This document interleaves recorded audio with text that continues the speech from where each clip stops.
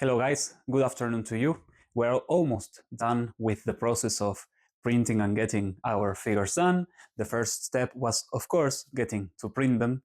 Um, the step 0 would have been getting the files, but as you know, you can get them from our shop, link in the description.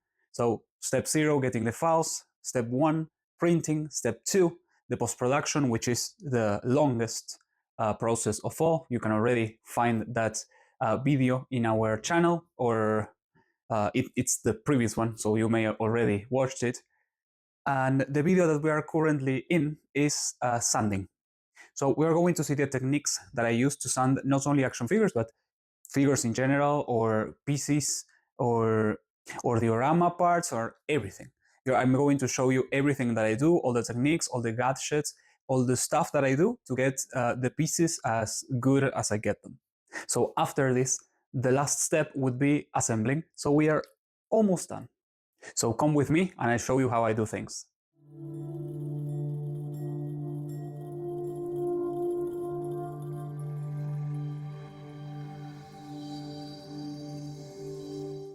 So let's begin. Sorry if something is out of frame or out of focus. The camera is actually very far away, and I'm not standing in my normal position, because in order to do that, you would see the back of my face.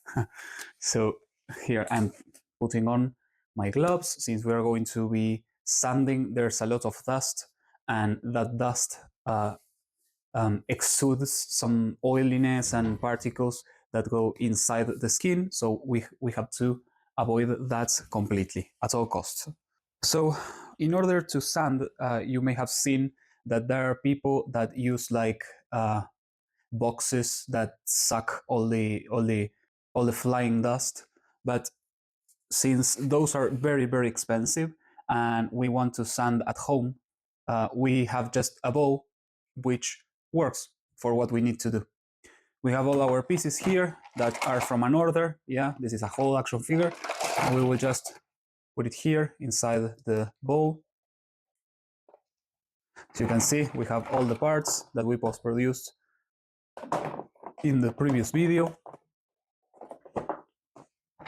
Yeah, see here all the parts, and we have our two sanders here. I generally use this red one, nothing specific. It has like a stronger motor, and this one is softer, and the tips are almost the same. I prefer this one because it's a bit thicker, so it eats more material, but they are technically the same.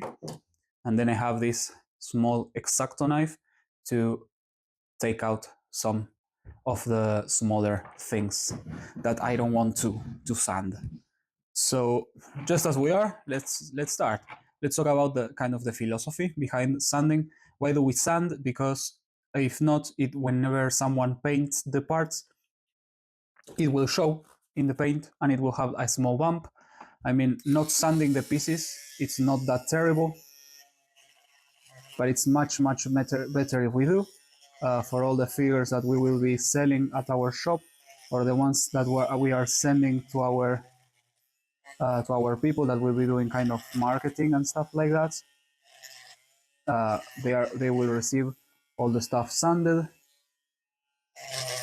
As you can see, I'm localizing each point, so I dip the piece in water so it's soaked basically. And as you can see, there is no dust flying in the scene.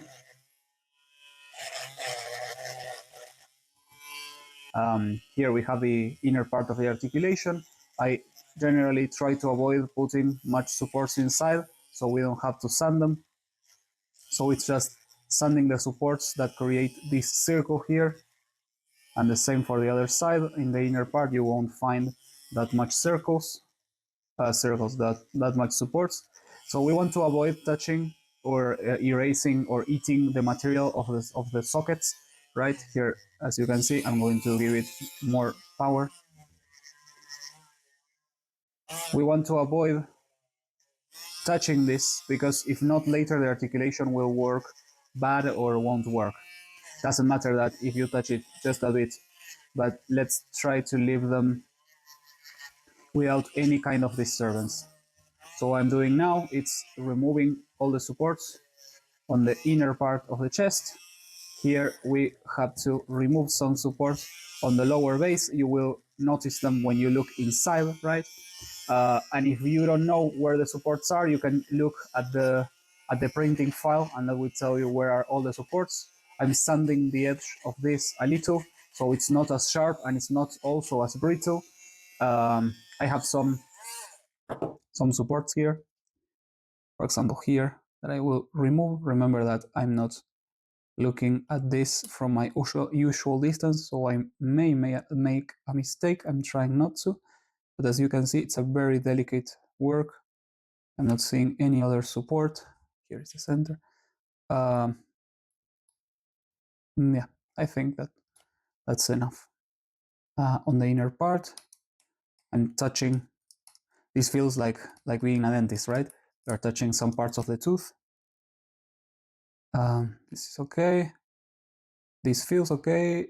That's it. This is one of the most complicated parts because it has a lot of supports, but this is simpler. Like I added some supports here in the shaft of this. If you smooth out if you sand very gently, you don't remove any detail, right? That's what I'm aiming for. And I put the supports in places where it will be very easy to sand.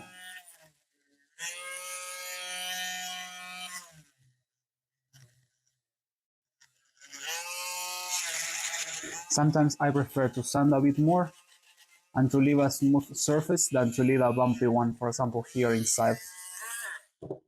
Let's see, I touch the surface to see if I feel any support, nothing. I'll be removing now the parts that I think that would be a concept that we already covered in these two pieces, or that they are a duplicate on the other side. So give me a moment, I will remove everything and I'll add back again the ones that I'll show in this video.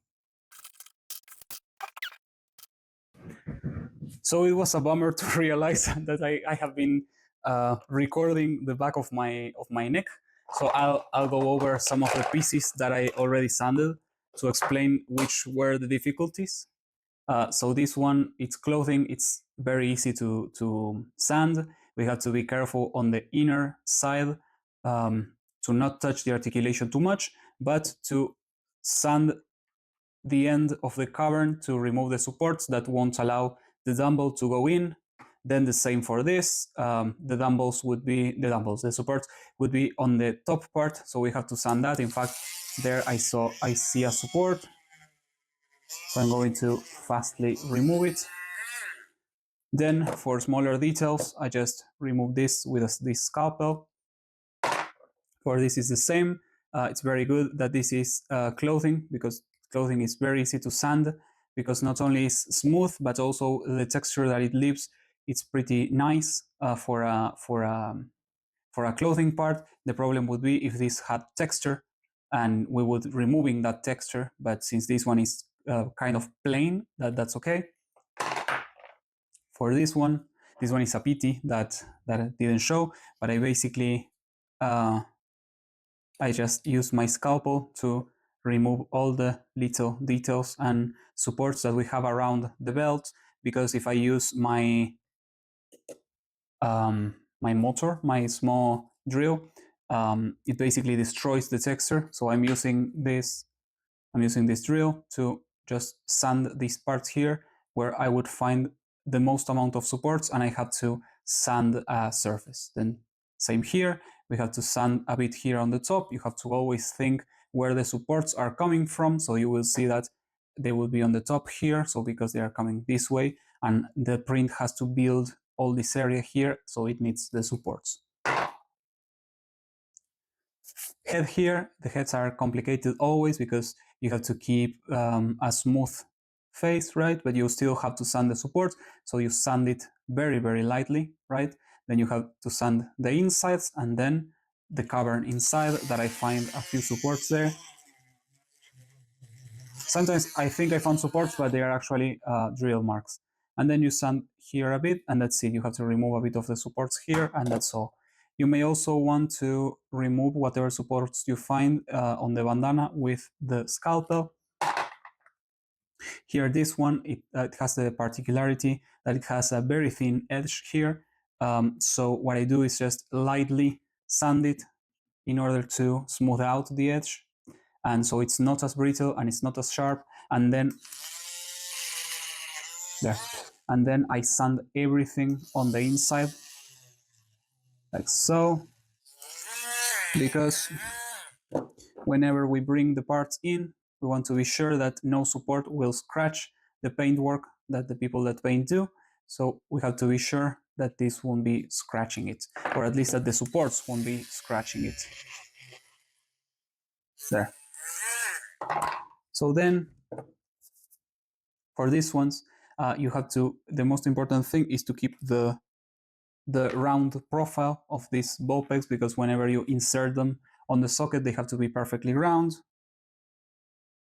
Here you can see this one is not sanded, so I'm going to sand it now. You will see that I use 2 fingers like this, or 2 fingers like this, right, to hold the piece, and then I turn it like that. So I keep my hand steady. I keep my hand steady, and I just turn. And I try to keep the piece as steady as possible, but at the same time sanding it. Right here you'll find, in the middle, you will find supports too.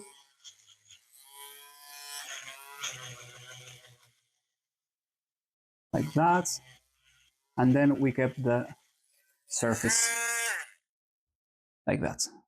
And it's sanded perfectly for what we need. And then lastly, I think what we tackled was the small things like this, the small weapons that I talked about. I talked about the difference between sanding one without a hand and one with a hand. The difficulty is that you have to keep the hand perfectly clean and also sand it with no any kind of marks or anything, but also not only sanding its own supports, but also supports that are around on the inner part, right? So let me see if I have something like that to show. So for example, this one, you see that it has a lot of supports like that. So I'll just remove them with the scalpel, like that, just to try to remove this first. And then I go at it with my sander or nail polisher, or however you want to call it.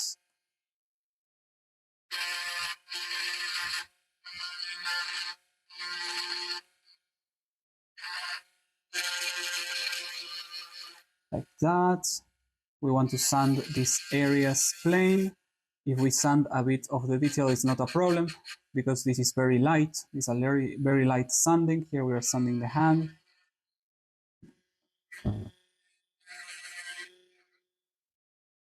Have to be very careful with the part of the tip of the nib that we are using.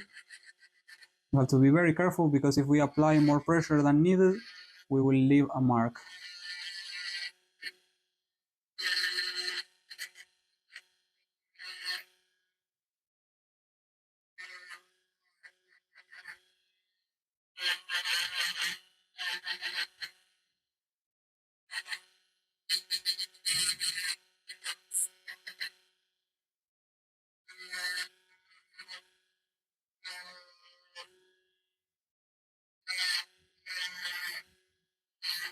There you go, perfectly sanded. Generally, the area of the ball doesn't need sanding, but we give it a light touch. And then for this piece, specifically this scabbard, let's see if I have another one. Yes, I have another one. Yeah, what you will find is that I not only put supports down here, but along the part. So we're going to try and find it by doing this. We're lightly sanding the surface. This doesn't remove any detail. So we do this, and then with the finger we scratch the surface to see if there is anything. Then I go with my drill here, like that. I remove the details there, and that's it. There you go. Part sanded. And let's see if I have anything else. Well, then you have the small parts like this. We have to do the same as the dumbbells.